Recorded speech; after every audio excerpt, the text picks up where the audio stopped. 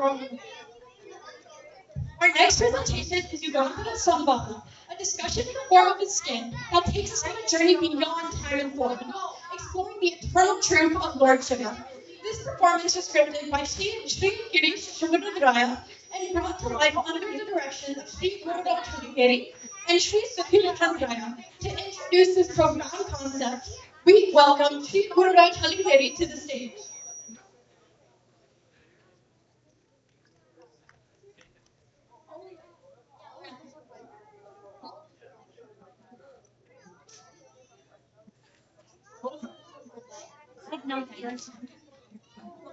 People are paying attention. So, okay, sit down.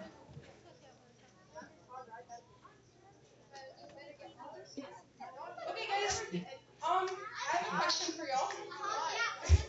In which city was Sri Guru Bhaktisiddhanta born, and who did he worship? Wait, raise your hand. Raise your hand.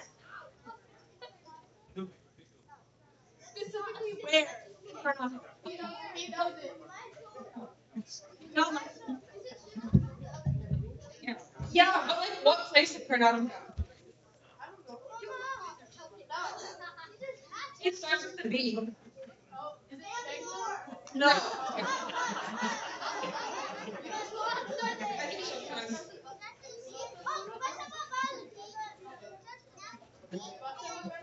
don't think you guys know it. I mean, your plus stuff is yeah. You're right. Good job.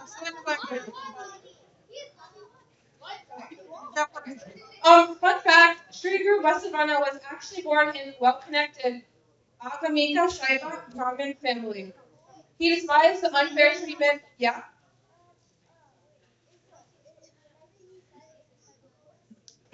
it's a place in Karnataka. Yeah.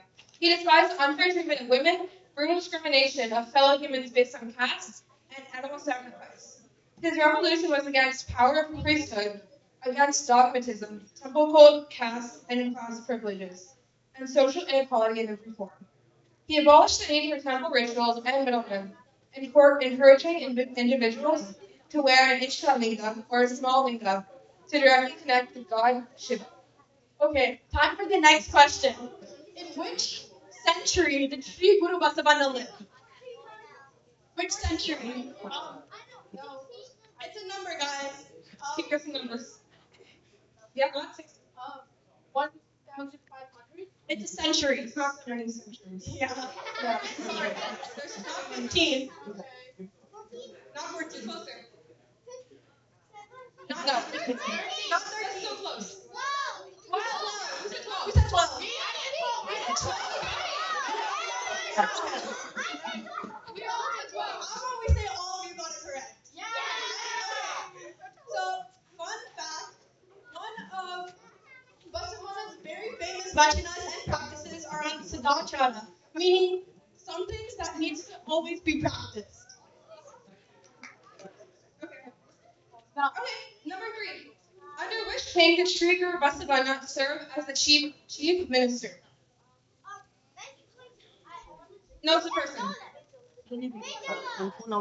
Wow. Wait, okay. It's King Mitchell, but there's a second part to it. What's the second part? What are the numbers? King Mitchell the second. King Mitchell the second. Okay, you got it right. First fact, Vasavana's uncle, Baladeva, was a senior minister in King Mitchell's court. Yeah. In which district is Vasavakalyana located? In which district is Vasavakalyana located? It's a district in Karnataka. That helps. Hey. It's the people district. Okay, are awesome. Okay, we now invite Mr. Sudhir Chandraya on the stage to give an introduction about the Yugandhara Sambal.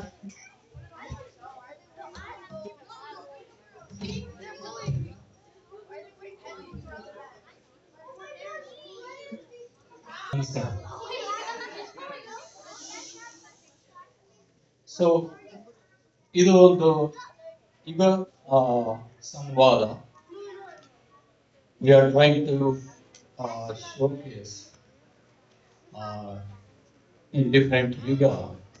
There were some incidents happened because of some traits like ego, fear, uh, that had a serious grave consequences for innocent people.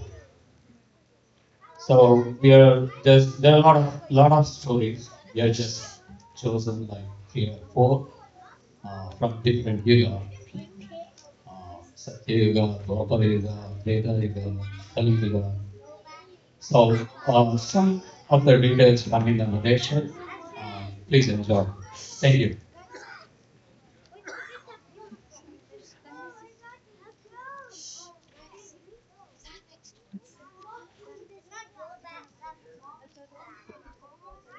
Shiva Tattva. What is it? Shiva, one who is not. What is it that is not Shiva Tattva? Shiva nurtures, destroys, and dissolves everything.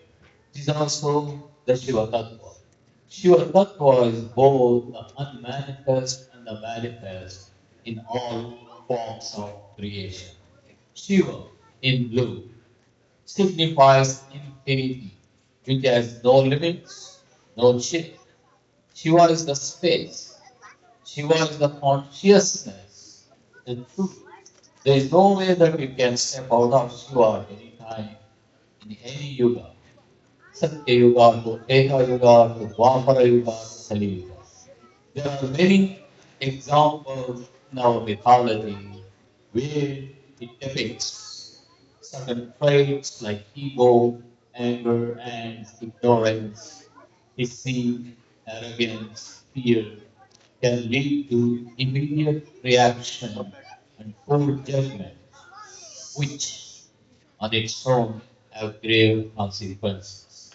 Today, we are going to see a few stories that had monumental impact on these traits in each yuga, and also how the lessons from these stories can be as effective in modern times. So often mythology can have variations in the stories, however, the lessons are same.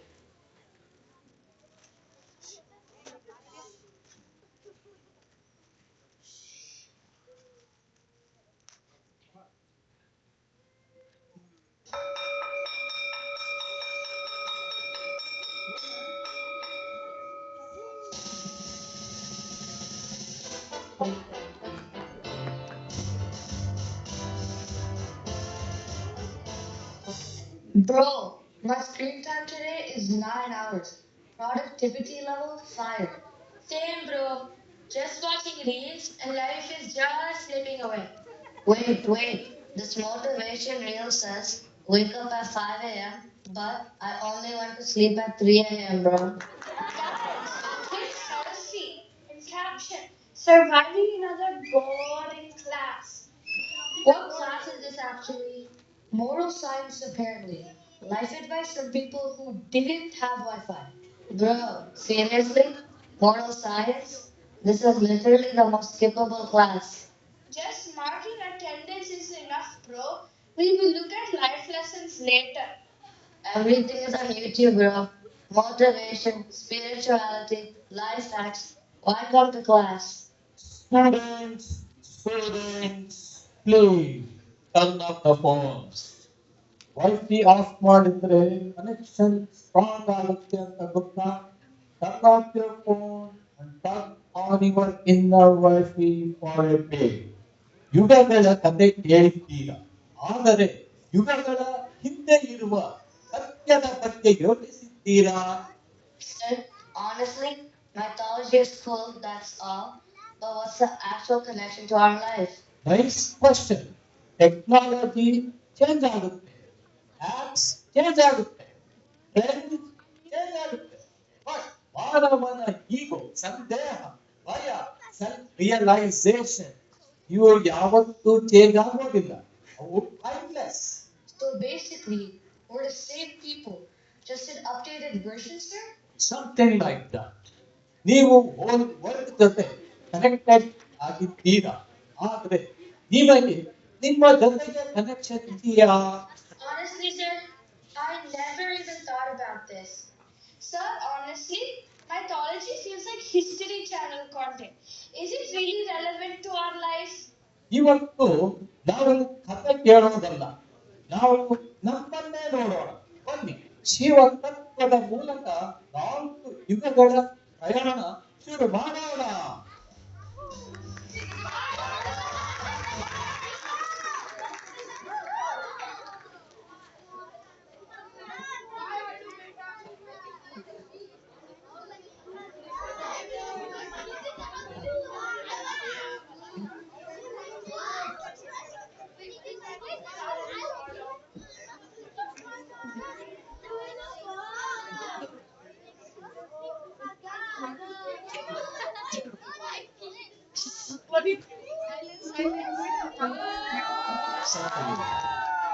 I of truthfulness, true divinity, knowledge, etc. But while there is knowledge, evil can also be born. The seed of I can sprout. What we are going to see is not a war, not a war. This is the end of evil and the rise of evil.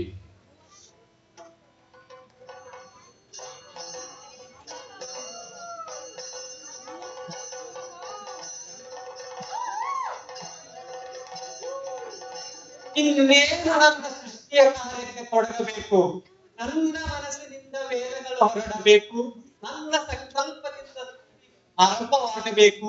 ಪ್ರತಿ ಗ್ರಹ ತಾರೆ ಜೀವಾತ್ಮ ಇನ್ನೇನು ರೂಪುಗೊಳ್ಳಬೇಕು ಅನ್ನುವಾಗ ನನಗೆ ಒಂದು ಆಲೋಚನೆ ಬಂತು. ಯಾವುದೇ ಒಂದು ಕಾರ್ಯ ಸಾರ್ಥಕವಾಗಿ ನಡೆಯಬೇಕಾದರೆ ಒಬ್ಬ ನಿರ್ದೇಶಕ ಬೇಕು, ಒಬ್ಬ ಯಜಮಾನ ಅಂತ ಇರಬೇಕು, ಹೇಳುವನು ಇರಬೇಕು.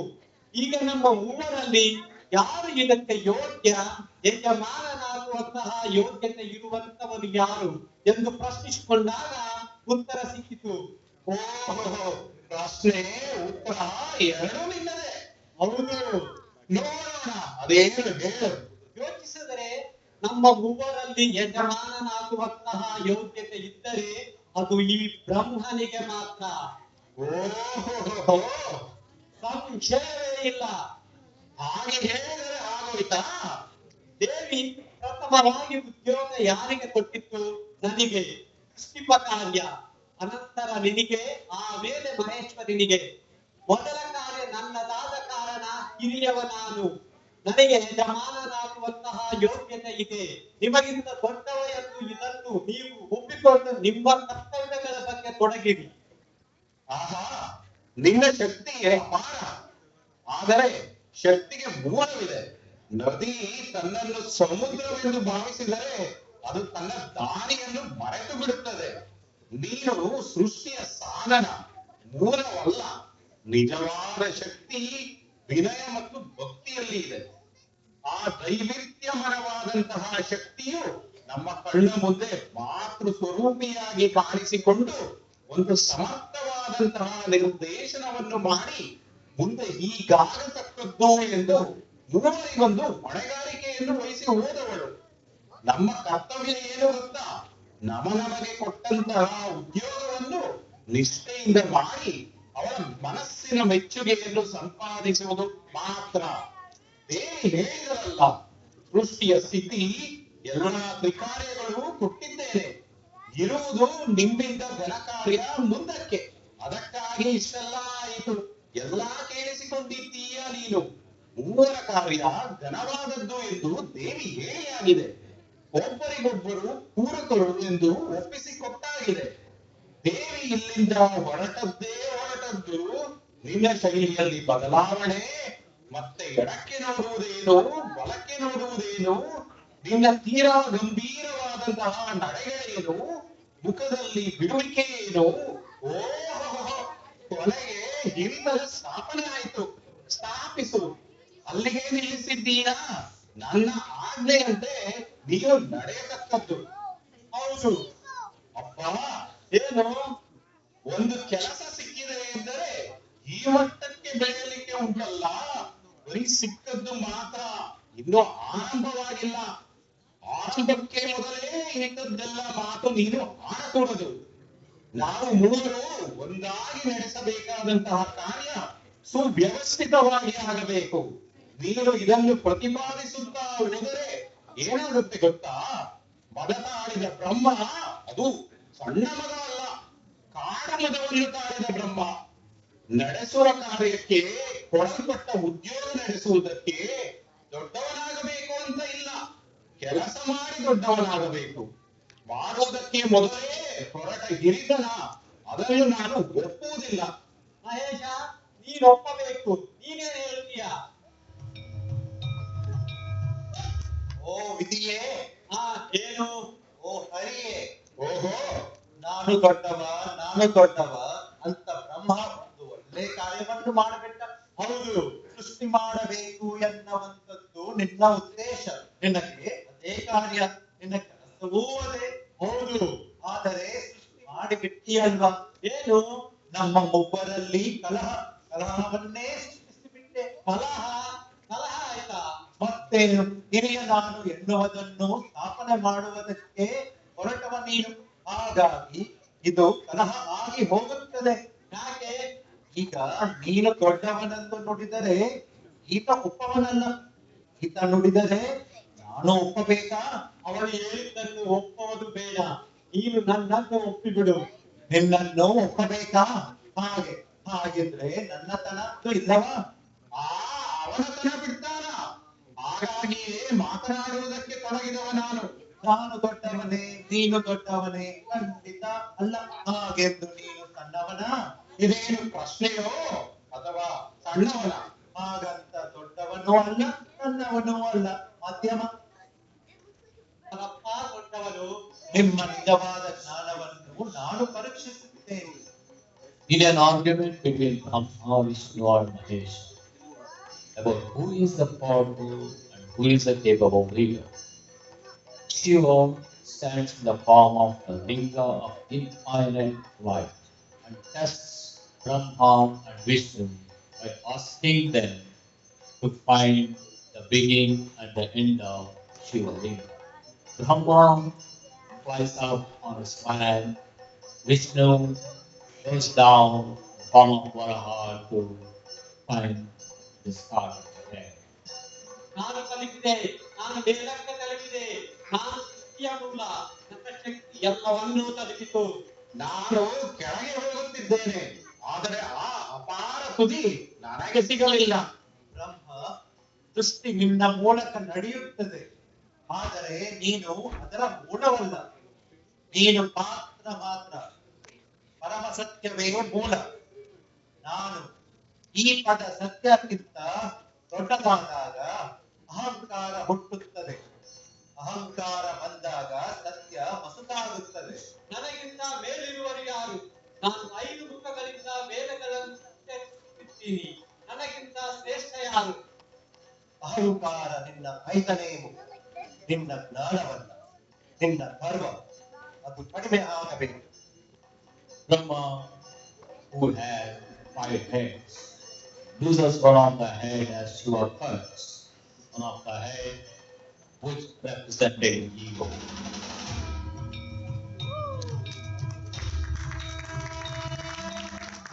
ಮಹೇಶ, ವಿಷ್ಣು, ಈಗ ನನಗೆ ಅರಿವಾಯಿತು. ನಾನು ಸಾಧನ ಮಾತ್ರ, ಮೂಲವಲ್ಲ, ಯಜಮಾನನಲ್ಲ. ಜ್ಞಾನ ನನಗಿದೆ, ಆದರೆ ವಿನಯವಿಲ್ಲದೆ ಅದು ಅಪೂರ್ಣ. ಅರಿವು ಬಂದ ಮನಸ್ಸು ಅತ್ಯಂತ ಪವಿತ್ರ. ಅಹಂಕಾರ ಇರುವವರೆಗೆ ಸತ್ಯ ಕಾಣುವುದಿಲ್ಲ. ವಿನಯ ಬಂದಾಗ ಸತ್ಯ ತಾನೇ ಉಜ್ವಲಿಸುತ್ತದೆ. ಜ್ಞಾನ ನಮಗೆ ಶಕ್ತಿ, ವಿನಯ ನಮಗೆ ಭಕ್ತಿ, ಅಹಂಕಾರ ನಮ್ಮ ಶತ್ರು, ಸತ್ಯ ನಮ್ಮ ಮುಕ್ತಿ. Shiva destroys the ego in the form of head, but knowledge remains. When ego is gone, divinity shines. True knowledge emerges.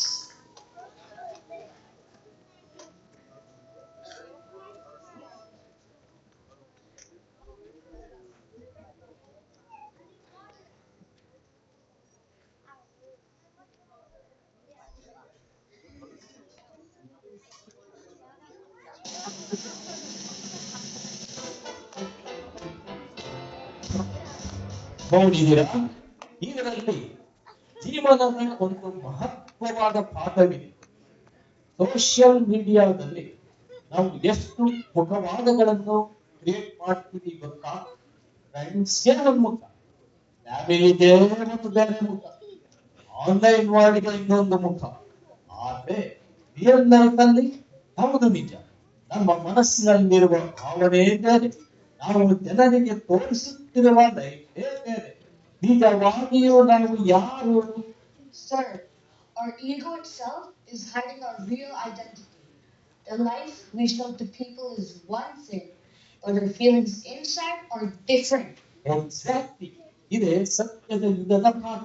ಅಹಂಕಾರ ಕಡಿಮೆಯಾದಾಗ ಮನಸ್ಸು ಕ್ಲಿಯರ್ ಆಗುತ್ತೆ, ಮೈಂಡ್ ಕ್ಲಿಯರ್ ಆದಾಗ ಸತ್ಯ ಕಾಣುತ್ತದೆ. So, sir, real happiness means accepting who we truly are, doesn't it? ಹಾಗಾಗಿ face change ಮಾಡೋದು ಸುಲಭ, ಮೈಂಡ್ ಚೇಂಜ್ ಮಾಡೋದು ಜ್ಞಾನ. Changing the face easy, changing the mind decision. ನಿಜವಾದ ಬದಲಾವಣೆ ಹೊರಗಡೆ ಅಲ್ಲ, ಒಳಗೆ ಆರಂಭವಾಗುತ್ತದೆ. ನಮ್ಮ ಮನಸ್ಸಿನಲ್ಲಿ ಶುದ್ಧತೆ ಬಂದಾಗ, ಅಹಂಕಾರ ದೂರಾದಾಗ ಸತ್ಯದ ಬೆಳಕು ನಮ್ಮ ಹೃದಯದಲ್ಲಿ ಪ್ರಕಾಶಿಸುತ್ತದೆ. ಇದೇ ಸತ್ಯಯುಗದ ಪಾಠ ನಮ್ಮ ಮಾಡರ್ನ್ ಜೀವನಕ್ಕೂ ಹೇಳುತ್ತದೆ. In Satyuga, ego was happiness, but the game of the mind was not over yet.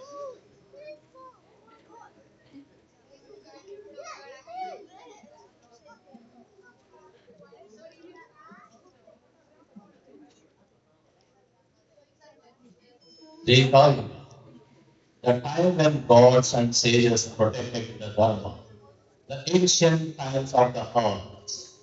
Maharshi Gautama, a symbol of purity, knowledge, and penance. His wife Ahalya, a symbol of devotion, loyalty, and faith. These rules and dharma lived in his ashram. At any time, Kali is ready to test purity.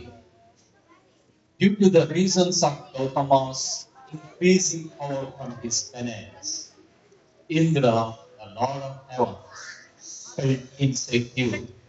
He uses his intellect incorrectly to maintain his position.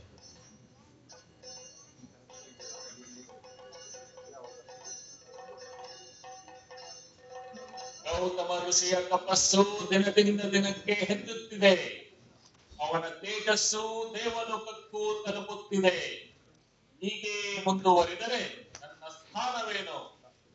Devendra, Gautama ಋಷಿ ಧರ್ಮನಿಷ್ಠರು, ಅವರನ್ನು ಯಾಕೆ ಅಡ್ಡಿಪಡಿಸಬೇಕು?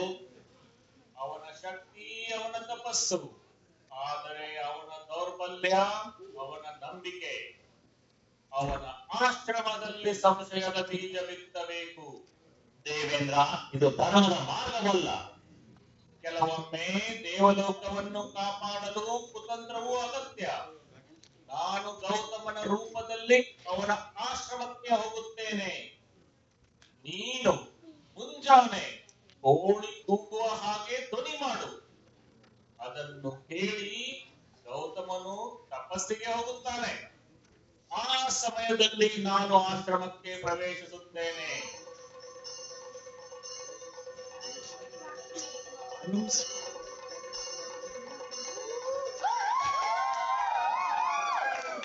ಅಹಲ್ಯ, ಮುಂಜಾನೆ ಆಗಿದೆ ಎಂದು ತೋರುತ್ತದೆ. ನಾನು ಸ್ನಾನ ಹಾಗೂ ತಪಸ್ಸಿಗೆ ಹೋಗುತ್ತೇನೆ. ಸ್ವಾಮಿ, ಹೋಗಿ ಬನ್ನಿ. Indra discussed Ahalya, the wife of Gautama Rishi, to disgrace him and his ashram.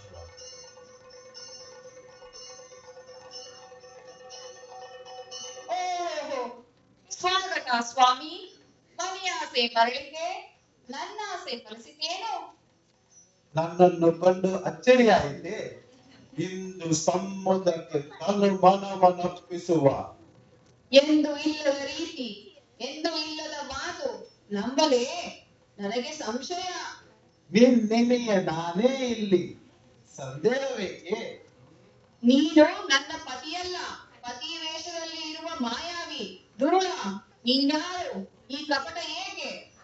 ಒಲುಮೆ ಸೆಳೆದಕ್ಕೆ ಸುಂದ ಸುರ ದೊರೆ ನಾನು ತ್ರಿಜಗ ಪಂಡಿತನೆಂದು ನಿನಗಾದ ಶರಣು.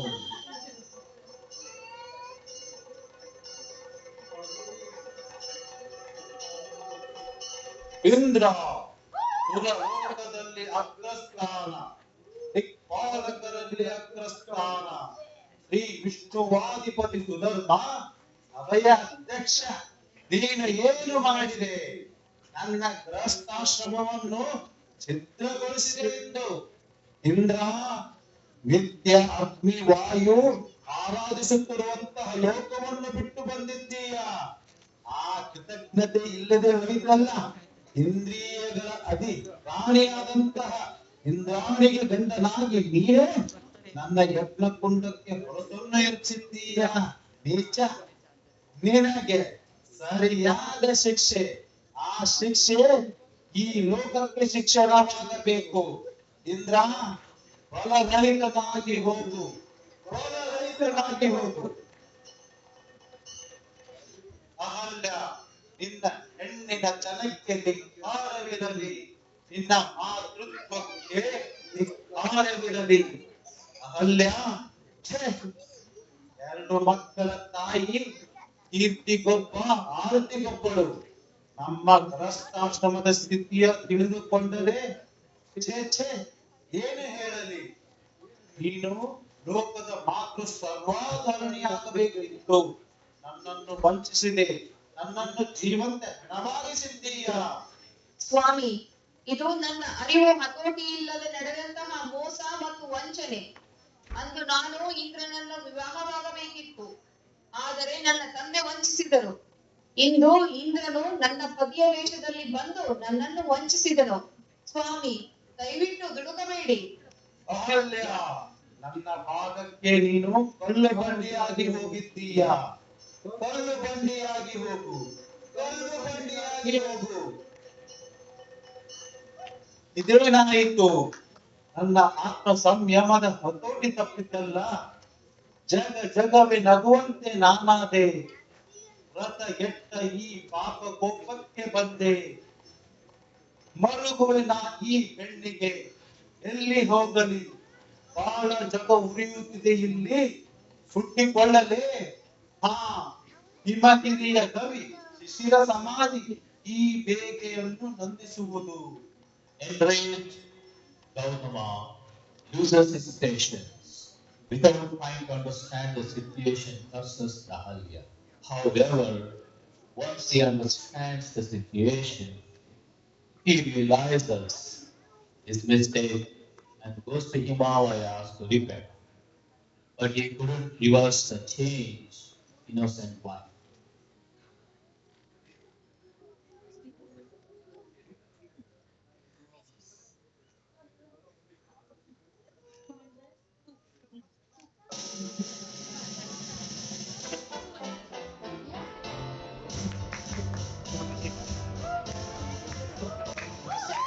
If one message is misunderstood, a relationship trust can break. From just a small misunderstanding, people's feelings can get hurt.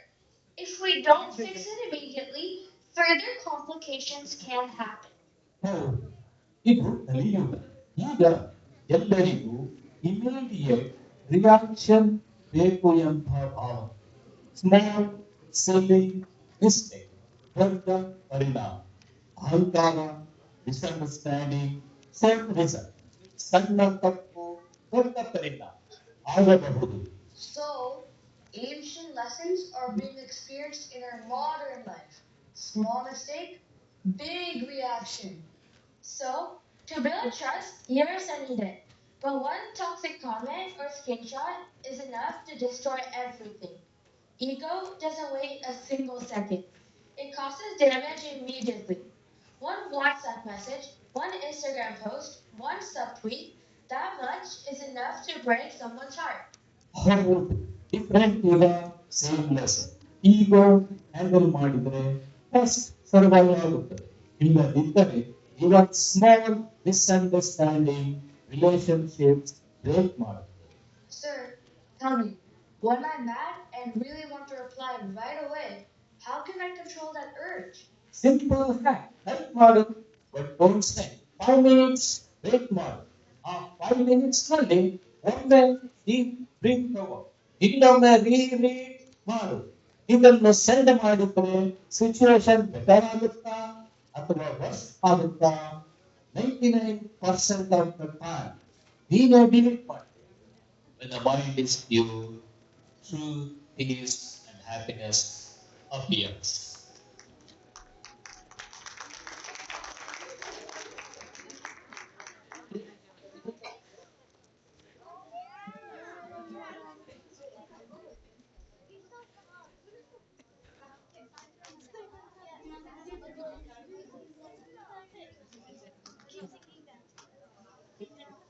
Dwapara Yuga. The great warrior Arjuna is doing penance to attain a powerful weapon, Pashupastra from Shiva. In between his deep focused practice, a terrifying wild boar bursts through the silence of the forest. Arjuna gets disturbed and angry. Arjuna tries to hunt down the boar, but the boar was actually a strong demon called Makasura in the form of a boar. Then finally Arjuna hit the boar. Another arrow hit the boar at the same time from another hunter. A fight breaks between Arjuna and the hunter about who hunt the boar first and who should get the hunt.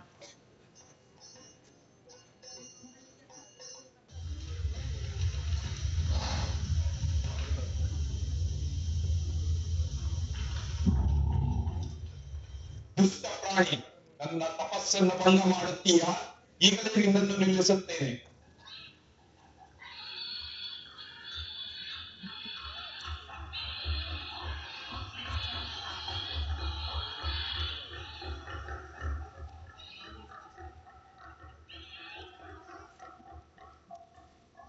ಓ ಶ್ರೇಷ್ಠಿ, ಹೇಳಿ ಈ ಬಾಣವನ್ನು ತೆಗೆದುಕೊಂಡೆ. ಬಾಣ ನನ್ನದು, ಅದನ್ನು ಬಿಟ್ಟು ಬಿಡು. ಓಮನ ಸಂಚಾರನೆ, ನೀನು ಅರ್ಥವಾಗದೆ ಏನೋ ಹೇಳುತ್ತಿರುವೆ. ಈ ಬಾಣವು ಈಗಷ್ಟೇ ನಾನು ಬಿಟ್ಟದ್ದು, ಅದು ಹೇಗೆ ನಿನ್ನದಾಗುತ್ತದೆ? ಓ ಮುನಿ, ಕೇಳು, ನೀನು ವಿವೇಚನಾದಿ ಋಷಿ, ನೀನು ನಿಜವಾದ ಜ್ಞಾನಿಯಲ್ಲ. ನೀನು ತಪಸ್ಸು ಮಾಡಬೇಡ. ನಿಮ್ಮಿಂದ ಜನ ಮೋಸ ಹೋಗುತ್ತಿದ್ದಾರೆ. ನಾನು ಒಬ್ಬಂಟಿ ಎಂದು ಭಾವಿಸಬೇಡಿ. ನಮ್ಮ ನಾಯಕ ಅನೇಕ ಭೇದಗಳೊಂದಿಗೆ ಅಲ್ಲಿ ಕುಳಿತಿದ್ದಾನೆ. ಪ್ರತಿಯೊಂದು ವಿಷಯದಲ್ಲೂ ಅವನು ನಿಮ್ಮನ್ನು ನಾಶ ಮಾಡಲು ಅಥವಾ ಆಶೀರ್ವದಿಸಲು ಸಮರ್ಥನಾಗಿದ್ದಾನೆ. ನೀವು ತೆಗೆದುಕೊಂಡದ್ದು ಅವನ ಪ್ರಾಣ. ಓ ಋಷಿಯೇ, ನಿನ್ನ ತಪಸ್ಸಿನ ಫಲವನ್ನು ಕಳೆದುಕೊಳ್ಳಲು ಇಚ್ಛಿಸುತ್ತೀಯೇ? ನಿಜ ಹೇಳಬೇಕೆಂದರೆ ನಿನ್ನ ತಪಸ್ಸು ಕಳ್ಳತನದಿಂದ, ಗರ್ವದಿಂದ, ವಂಚನೆಯಿಂದ ಅಥವಾ ಜ್ಞಾನಬಲದಿಂದ ಹಾಳಾಗಿದೆ ಮತ್ತು ವ್ಯರ್ಥವಾಗಿದೆ ಎಂದು ನಾನು ಕೇಳಿದ್ದೇನೆ. ಆದುದರಿಂದ ಓ ಋಷಿಯೇ, ತಪಸ್ಸಿನ ಫಲವನ್ನು ನೀನು ಎಲ್ಲಿಂದ ಪಡೆಯುವುದು? ನೀವು ಏನು ಗಳಿಸಲಿದ್ದೀರಿ? ನಿಮಗೆ ಬಾಣದ ಅವಶ್ಯಕತೆ ಇದ್ದರೆ ನೀವು ನಮ್ಮ ನಾಯಕನನ್ನು ಸಂಪರ್ಕ, ಅವರನ್ನು ವಿನಂತಿಸಬಹುದು. ಅವರು ನಿಮಗೆ ಅನೇಕ ರೀತಿಯ ಬಾಣಗಳನ್ನು ನೀಡಬಹುದು. ಓ ವನಪಾಲಕರೇ, ನನ್ನ ಮಾತುಗಳನ್ನು ಗಮನವಿಟ್ಟು ಕೇಳು.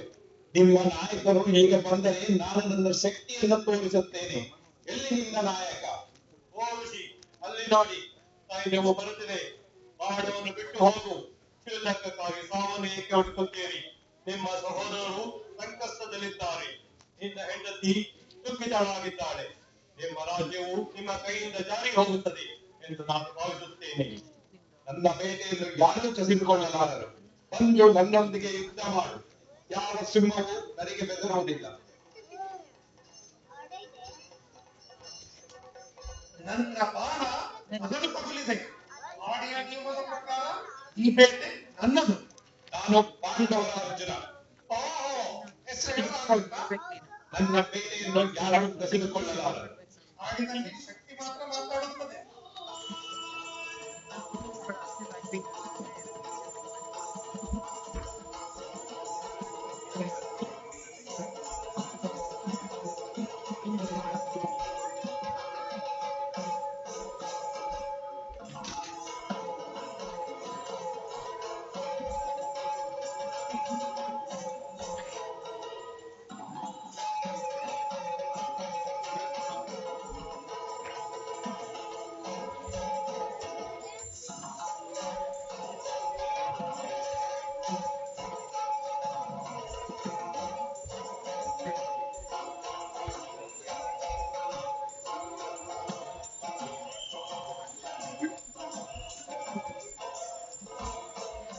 In the fight, Arjuna gets defeated. He feels ashamed that he was defeated by a common hunter and falls down.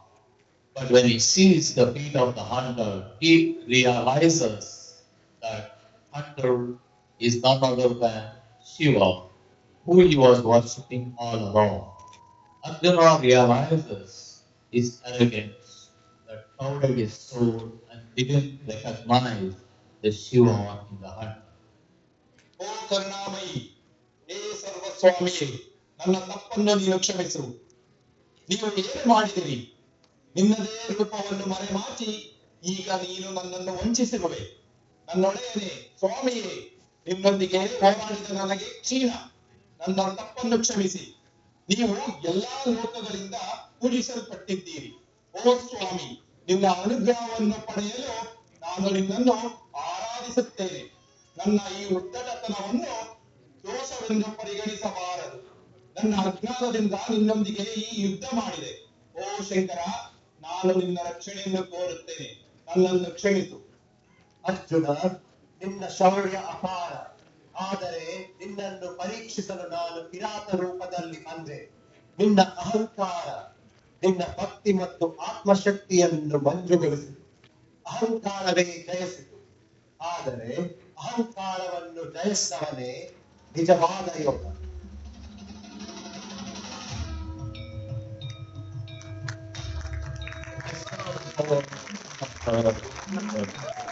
Soul power is eternal.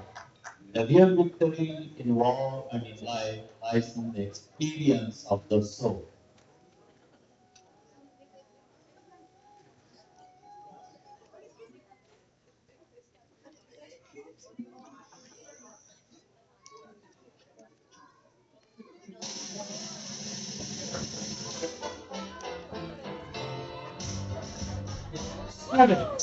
ಅಂದು ಕಾಡಿನಲ್ಲಿ ಬೇಡನ ರೂಪದಲ್ಲಿದ್ದ ಶಿವನ ಜೊತೆ ಅರ್ಜುನ ಮಾಡಿದ ಕಾಳಗ ಕೇವಲ ದೈಹಿಕ ಹೋರಾಟ ಮಾತ್ರ ಆಗಿತ್ತೇ? No, sir. Arjuna was actually fighting his own ego. Sir, Arjuna ಮೊದಲು ಕಿರಾತನನ್ನು ಸಾಮಾನ್ಯ ಶಿಕಾರಿ ಎಂದುಕೊಂಡನು. ಆದರೆ ಆ ಹೋರಾಟದಲ್ಲಿ ಅವನು ಅರಿತುಕೊಂಡದ್ದು ಏನು ಗೊತ್ತಾ? It's normal to get an ego when we have power, but power without humility has no value. ಖಂಡಿತ.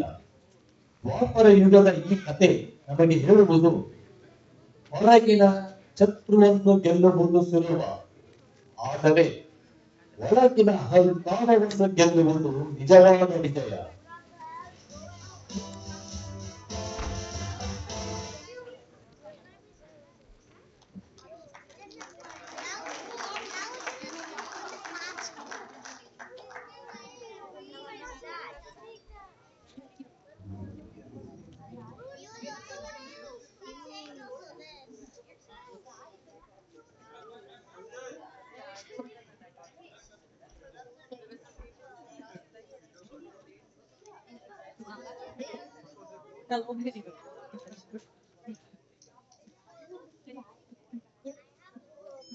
ಕಲಿಯುಗ. Fear of death. A brave king, Parikshita of Pandava dynasty, was subjected to a great affliction. While lost and exhausted in the forest during hunting, he finds an ashrama of Rishi Shamika and asks for water and food. However, Rishi was in deep meditation and was not listening or responding to the king.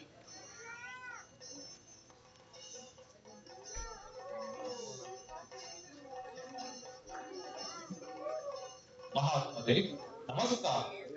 ನಾನು ಹಸ್ತಿನಾಪುರದ ರಾಜ ಪರೀಕ್ಷಿತ. ಬೇಟೆಯಾಡುತ್ತಾ ದಾರಿ ತಪ್ಪಿ ಈ ಕಡೆ ಬಂದಿದ್ದೇನೆ. ತೀವ್ರವಾದ ಹಸಿವು ಮತ್ತು ಬಾಯಾರಿಕೆಯಿಂದ ನನ್ನ ಪ್ರಾಣ ಹೋಗುವಂತಾಗಿದೆ. ದಯವಿಟ್ಟು ಕುಡಿಯಲು ಸ್ವಲ್ಪ ನೀರು ನೀಡಿ ಪುಣ್ಯ ಕಟ್ಟಿಕೊಳ್ಳಿ. ಮುನಿಶ್ರೇಷ್ಠರೇ, ಕೇಳಿಸುತ್ತಿದೆಯೇ? ದೇಶದ ರಾಜನೇ ನಿಮ್ಮ ಆಶ್ರಮಕ್ಕೆ ಅತಿಥಿಯಾಗಿ ಬಂದಿದ್ದಾನೆ. ಅತಿಥಿ ಸತ್ಕಾರ ಮಾಡುವುದು ನಿಮ್ಮ ಧರ್ಮವಲ್ಲವೇ? ಕನಿಷ್ಠ ಪಕ್ಷ ಕುಳಿತುಕೊಳ್ಳಲು ಆಸನವನ್ನಾದರೂ ನೀಡಿ ಅಥವಾ ಜಲವಿರುವ ಕಡೆಗೆ ದಾರಿ ತೋರಿಸಿ. ಏನಿದು ಈ ಮೌನ? ನಾನು ಮಾತನಾಡಿಸುತ್ತಿದ್ದರೂ ನೀವು ಪ್ರತಿಮೆಯಂತೆ ಕುಳಿತಿದ್ದೀರಲ್ಲ. ಇದು ನಿಜವಾದ ತಪಸ್ಸು ಅಥವಾ ರಾಜನನ್ನು ನಿರ್ಲಕ್ಷಿಸುವ ನಿಮ್ಮ ಅಹಂಕಾರವು? ರಾಜನಿಗೆ ಬೆಲೆ ಕೊಡದ ಈ ನಿಮ್ಮ ಆಶ್ರಮದಲ್ಲಿ ಶಾಂತಿಗೆ ಸ್ಥಾನವಿಲ್ಲ. ಆ ನಿಮ್ಮ ಕೊರಳಿಗೆ ಈ ಸತ್ತ ಹಾವೇ ಸರಿಯಾದ ಅಲಂಕಾರ.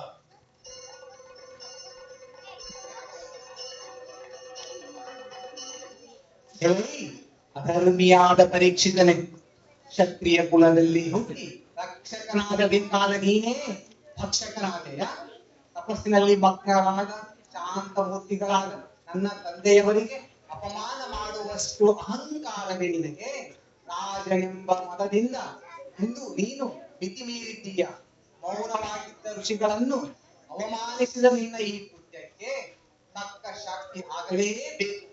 ಇಂದಿನಿಂದ 7ನೇ ದಿನಕ್ಕೆ ಮಹಾಸರ್ಪವಾದ ತಕ್ಷಕನು ನಿನ್ನನ್ನು ಕಚ್ಚಲಿ. ಆ ವಿಷದ ಜ್ವಾಲೆಯಲ್ಲಿ ನಿನ್ನ ಅಹಂಕಾರದ ದೇಹ ಸುಟ್ಟು ಭಸ್ಮವಾಗಲಿ. ಒಬ್ಬ ಋಷಿಕುಮಾರನ ಅಚಲವಾದ ಶಾಪ.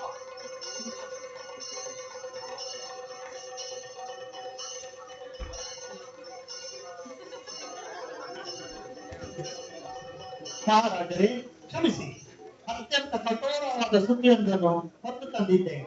ಮಹಾರಾಜರೇ, ನೀವು ಶ್ರಮಿಕ ಮುನಿಗಳ ಕೊರಳಿಗೆ ಸತ್ತ ಹಾವನ್ನು ಹಾಕಿದ ಸುದ್ದಿ ಅವರ ಪುತ್ರ ಶೃಂಗಿ ಮುನಿಗೆ ತಿಳಿದು ತನ್ನ ತಂದೆಗೆ ಆದ ಅವಮಾನದಿಂದ ಕೆರಳಿದ ಆ ಬಾಲ ಋಷಿ ನಿಮಗೆ ಶಾಪ ನೀಡಿದ್ದಾನೆ. ಇಂದಿನಿಂದ 7ನೇ ದಿನಕ್ಕೆ ಸರ್ಪರಾದ ತಕ್ಷಕನು ನಿಮ್ಮನ್ನು ಕಚ್ಚಲಿದ್ದಾನೆ. ಮಹಾರಾಜ, ಈ ಶಾಪದ ಸಂಕಷ್ಟದ ಸಮಯದಲ್ಲಿ ನಾವು ನಿಮಗೆ ಹೇಗೆ ನೆರವಾಗಬಹುದು? ಈ ಬಿಕ್ಕಟ್ಟಿನಲ್ಲಿ ಪ್ರಜೆಗಳೆದುರು ನಿಮ್ಮ ಶೌರ್ಯ ಮತ್ತು ಧೈರ್ಯದ ನಿಲುವು ಹೇಗಿರಲಿದೆ? ಜೀವನವು ಅನಿಶ್ಚಿತ ಹಾಗೂ ತಾತ್ಕಾಲಿಕ. ಶಾಪವು ನನ್ನ ಆಯುಷ್ಯವನ್ನು ಕಡಿಮೆ ಮಾಡಬಹುದಷ್ಟೇ. ಆದರೆ ನನಗೇನೂ ಭಯವಿಲ್ಲ. ನನ್ನ ಹೃದಯದಲ್ಲಿ ಭಕ್ತಿ ತುಂಬಿತ್ತು. ನಾನು ಆ ಶಿವನಿಗೆ ಶರಣಾಗವನು. ನನ್ನ ಶಕ್ತಿಯೇ ನನ್ನ ಭಕ್ತಿ ಮತ್ತು ಧೈರ್ಯ. ಆದರೆ ಪ್ರಭು, ಉಳಿದಿರುವುದು ಕೇವಲ 7 ದಿನಗಳು. ಪ್ರಜೆಗಳು ಇದನ್ನು ಹೇಗೆ ಗ್ರಹಿಸುತ್ತಾರೆ? ಈ ಅಲ್ಪಾವಧಿಯಲ್ಲಿ ನಿಮ್ಮ ಅಪಾರ ಧೈರ್ಯ, ವಿಶ್ವಾಸ ಹಾಗೂ ಭಕ್ತಿಯನ್ನು ಹೇಗೆ ಪ್ರದರ್ಶಿಸುತ್ತೀರಾ? ಪ್ರಜೆಗಳ ದೃಷ್ಟಿಯು ನನ್ನ ನಂಬಿಕೆಗೆ ತೊಡಕಾಗುವುದಿಲ್ಲ. ನಿಜವಾದ ಶಕ್ತಿ ಇರುವುದು ನನ್ನೊಳಗೆ. ಆ ನನ್ನ ಭಕ್ತಿಯೇ ನನ್ನ ಬಲ. ನನ್ನ ಪ್ರತಿ ಉಸಿರು ಶಿವನ ಆಶೀರ್ವಾದ. ನನ್ನ ಜೀವನವನ್ನು ನಾನು ಭಕ್ತಿ, ಧೈರ್ಯ ಮತ್ತು ಪ್ರಶಾಂತತೆಯಿಂದ ಸಾಧಿಸುತ್ತೇನೆ. ಮಹಾರಾಜ, ನಿಜವಾದ ರಣರಂಗವಿರುವುದು ಹೊರಗಲ್ಲ, ನಿಮ್ಮ ಅಂತರಂಗದಲ್ಲಿ. ಮುಂದಿನ 7 ದಿನಗಳ ಕಾಲ ಪ್ರತಿ ಉಸಿರಿನಲ್ಲೂ ಪರಮಾತ್ಮನ ಧ್ಯಾನವಿರಲಿ. ಇದು ನಿಮ್ಮೊಳಗಿನ ಭಯ, ಅಹಂಕಾರ ಹಾಗೂ ಅನುಮಾನಗಳ ವಿರುದ್ಧ ನಡೆಯುವ ಧೈರ್ಯದ ಪರೀಕ್ಷೆ. ನಿಮ್ಮ ಗಾಢವಾದ ಭಕ್ತಿಯ ಮುಂದೆ ಆ ಶಾಪವು ಎಂದಿಗೂ ಗೆಲ್ಲಲಾರದು. ನಿಮ್ಮ ಮಾರ್ಗದರ್ಶನವೇ ನನಗೆ ಬೆಳಕು ಗುರುವೆ. ನನ್ನ ಉಳಿದ ಪ್ರತಿಯೊಂದು ಕ್ಷಣವು ಭಕ್ತಿಮಯ. ಪ್ರತಿ ಉಸಿರು ದೇವರ ಆಶೀರ್ವಾದ. ನನಗೀಗ ಮರಣದ ಭಯವಿಲ್ಲ. ನನ್ನ ಜೀವನದ ಆಧ್ಯಾತ್ಮಿಕ ಉದ್ದೇಶವನ್ನು ಸಾಧಿಸುವುದೇ ನನ್ನ ಗುರಿ. ನಿಜಕ್ಕೂ ಅದ್ಭುತ. ಯುಗಗಳು ಉರುಳಿದರೂ ಸತ್ಯವಾದ ಭಕ್ತಿ ಮತ್ತು ಶ್ರದ್ಧೆಗೆ ಎಂದಿಗೂ ಜಯ ಕಟ್ಟಿಟ್ಟ ಭಕ್ತಿ. ರಾಜನ ಅದಮ್ಯ ಧೈರ್ಯ, ಶಾಂತಿ ಮತ್ತು ನಂಬಿಕೆ ಇಡೀ ಮಾನವ ಕುಲಕ್ಕೆ ಒಂದು ದೊಡ್ಡ ಪಾಠ. Upon throwing the cup on him, King Parikshita spoke in Shri and said, Essential Bhagavata Purana attains spiritual wisdom, overcomes fear of death, and accepts epic peace.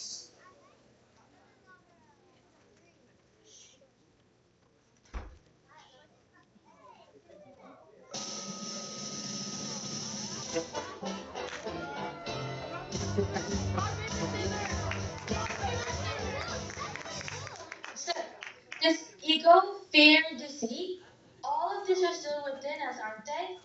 Our mind is completely filled with tension. On one side is social media pressure. On the other side is the comparison in school. Every day there's a kind of fight happening within us. Sir, let me get to the point. For our generation, this is daily reality. Ego, fear, betrayal, that can't be uninstalled, sir. Always running in the background. If we scroll reels, we feel behind someone. If we look at classmates, we feel not enough. Sir, our mind has no silent mode. Sir, I'll be honest. My ego, next level. Once an argument starts, even if I know I'm wrong, a sorry won't come out. I'll be on a mission to prove that I am right. People might unfollow me, friendships might break, but my ego, that won't bend, sir. Sir, I'm dealing with the exact opposite problem. No ego, but so much regret. Just one wrong move, and it replays constantly. I can't delete it, nor can I mute it. It's just on auto loop in my head. Sir, I might have learned my lesson, but the scar is still there. Sir, my issue is clear. If I see competition, my blood fires up. I must win. In the exam, in an argument, everywhere. But after going home, it hits me sometimes. Bro, for who am I running? I still don't know where the real finish line is, sir. Sir, I am not really that brave at every single step. What if this is wrong? What if I fail? What if they are disappointed? I just can't mute the anxiety. Sir, but when you talk, it somehow feels safe, like someone finally gets it. Students Shiva ಹೊರಗಡೆ ಎಲ್ಲೂ ಇಲ್ಲ. ಅವನಿರೋದು ನಿಮ್ಮ ಜಾಗೃತಿ awareness ಮೋಡ್ನಲ್ಲಿ. ಅದಕ್ಕೆ ಶಿವತತ್ವ ಅನ್ನೋದು ಶಾಶ್ವತ. ಸತ್ಯಯುಗ ಈಗೋ cut ಮಾಡಿ ಸೆಲ್ಫ್ ಅವೇರ್ನೆಸ್ ಡೆವಲಪ್ ಮಾಡಿಕೊಳ್ಳುವುದು. ತ್ರೇತಾಯುಗ ಡಿಸಿಷನ್ಸ್ ಸರಿಯಾಗಿ ಅನಲೈಸ್ ಮಾಡೋದು, ರಾಂಗ್ ಸ್ಟೇಟ್ಮೆಂಟ್ಸ್ ಮಾಡದೇ ಇರೋದು. ದ್ವಾಪರ ಯುಗ ಹೊರಗಡೆ ಗೆಲ್ಲೋದಕ್ಕಿಂತ ಮುಂಚೆ ನಿಮ್ಮ ಇಂಟರ್ನಲ್ ಗೇಮ್ನಲ್ಲಿ ಗೆಲ್ಲೋದು. ಕಲಿಯುಗ ಫಿಯರ್ಗಿಂತ ಕಾನ್ಫಿಡೆನ್ಸ್, ಟ್ರಸ್ಟ್ ಮತ್ತು ಇನ್ನರ್ ಸ್ಟ್ರೆಂತ್ಗೆ ಬೆಲೆ ಕೊಡೋದು. ನೀವು ಯಾವ ಕಾಲದಲ್ಲಿ ಹುಟ್ಟಿದ್ದೀರೋ ಅನ್ನೋದು ಮುಖ್ಯ ಅಲ್ಲ, ನೀವು ಯಾವ ಟ್ರೂತ್ ಅನ್ನು ಆಯ್ಕೆ ಮಾಡುತ್ತೀರೋ ಅದೇ ನಿಮ್ಮ ಯುಗ. ಯುಗಗಳು ಬದಲಾಗಬಹುದು, ಆದರೆ ಈ ಇಂಟರ್ನಲ್ ಬ್ಯಾಟಲ್ ಪ್ರತಿಯೊಬ್ಬರೊಳಗೂ ನಡೀತಾನೇ ಇರುತ್ತೆ. ಮೈಂಡ್, ಇಮೋಷನ್ಸ್, ಈಗೋ, ಫಿಯರ್ ಇವೆಲ್ಲದರ ಜೊತೆ ನಮ್ಮ ಕಂಟಿನ್ಯೂಸ್ ಫೈಟ್ ಇದ್ದೇ ಇರುತ್ತೆ. Shiva's power blazing within me. Let ego leave, let devotion shine. Yugas change, the battle is within. In Shiva's name, the power is eternal. In In Shiva's Shiva's name, name, the the power power is is eternal. eternal.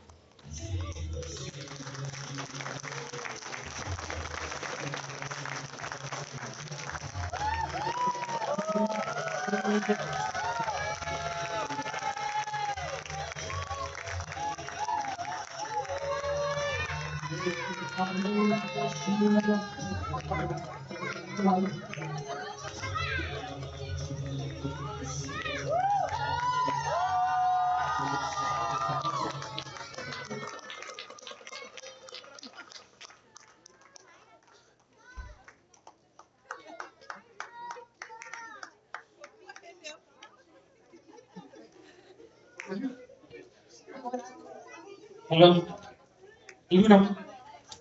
Hello. Look, sorry.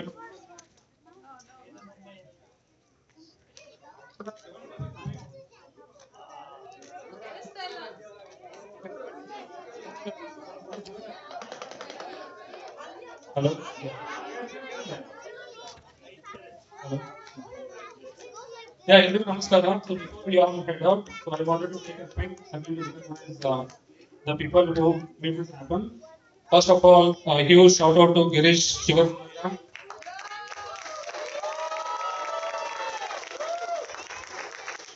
This whole thing started with his vision and his story, who couldn't be with us here today, but was a big part of this journey.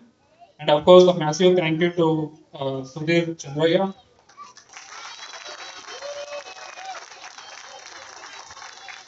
We fondly call him Guruji, so he really did it all by directing, writing, dialogues, handling the music. They were taking on the lead role. He is the engine that kept this going, so let's give them a big hand.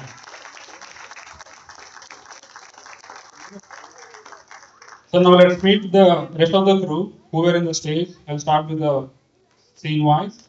From all the students and teachers scene, we had our student Arna, and we had Anvita, and we had Sharon and Sanita.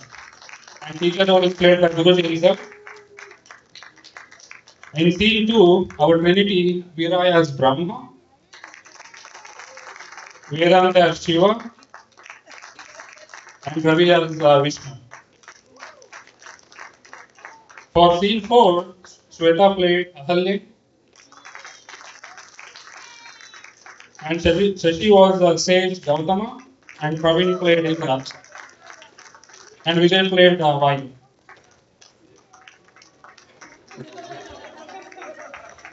In scene 6, Chetan as Arjuna, Basavaraj as Kirata, Girish Shankar as Vina. And finally, in scene 8, Raghavendra as Srini, Anil as Royal Minister, Kailash as Sutta Maharshi, and Vijay again as Rishi Shamika, and myself Guru played Parikshit. Thank you all so much for being such a great audience. So next year for another beautiful place, we'll be back. Thank you.